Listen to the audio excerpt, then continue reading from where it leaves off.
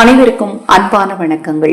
இது மகாபெரியவா ஆன்மீகம் YouTube channel. Panguni Uthiram 2026 1/4/2026 நாளைய தினம். நாம எந்த வழிபாட்டை தொடங்கணும் அப்படின்னாலும் முதல்ல குளிக்கிறது தான் முக்கியம். அந்த குளியல் முறையை ஒரு ஆன்மீக குளியலா, ஒரு தெய்வீக குளியலா, ஒரு நேர்மறை ஆற்றல் சக்தி மிகுந்த குளியலா, தெய்வ சக்தி உங்ககிட்ட நிலைத்திருக்கக்கூடிய ஒரு குளியலா எப்படி மாத்துறது அப்படிங்கிறது தான் இந்த பதிவில் நாம் தெரிஞ்சுக்க இருக்கிறோம். நம்ம சேனலில் நான் போடக்கூடிய பதிவுகளில் உங்களுக்கு சந்தேகம் இருந்தாலும், பூஜை பொருட்கள் உங்களுக்கு தேவைப்பட்டாலும், உங்கள் தனிப்பட்ட பிரச்சனைகள் எதுவாக இருந்தாலும் சரி, அந்த பிரச்சனைகளுக்கு ஏற்ற முறையான பரிகாரங்கள் தெரிந்து கொள்ள விரும்பினாலும், அக்ஷய பாத்திரம் உணவளிக்கும் திட்டத்தின் மூலம் ஆதரவற்ற ஏழை குழந்தைகளுக்கும் முதியவர்களுக்கும் உணவளிக்க விரும்பினாலும் 9344692042 இந்த வாட்ஸ்அப் எண்ணுக்கு தொடர்பு கொள்ளுங்க. இந்த பங்குனி உத்திர நாளில் ஆதரவற்றவர்களுக்கு உணவளித்தால் முருகனருள் கிடைக்கும், கரும வினை தீரும், தெரிந்தும் தெரியாமலும் செய்த பாவம் நீங்கும். ஆதரவற்றவர்களுக்கு உணவளிக்க முன்வாருங்கள்.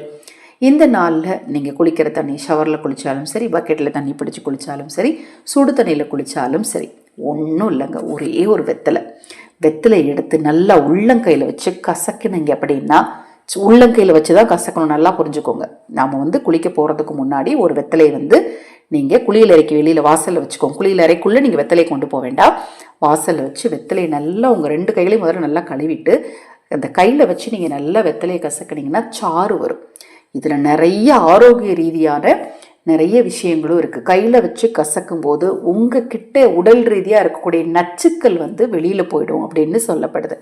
அடுத்தது அதிலிருந்து பெறக்கூடிய அந்த சாறை நீங்கள் தண்ணீரில் கலந்து குளிக்கும் போது உடலுக்கு வெளியில் இருக்கக்கூடிய நச்சுக்களும் சரியாகும். இது ஆரோக்கிய ரீதியாக. ஆன்மீக ரீதியாக பார்த்தீங்கன்னா தெய்வ சக்தி அதிகரிக்கும். சாமி கும்பிடணும், சாமி கும்பிட்டா நமக்கு நல்லது நடக்குங்கிற நம்பிக்கை உங்களுக்கு அதிகரிக்கும். உங்கள் வீட்டில் இருக்கக்கூடிய சிறிய குழந்தைகளுக்கு கூட வெற்றிலை சாறு கலந்து நாளைய தினத்தில் நீங்கள் குளிக்க வச்சு பாருங்கள், அவ்வளோ நல்லதுங்க.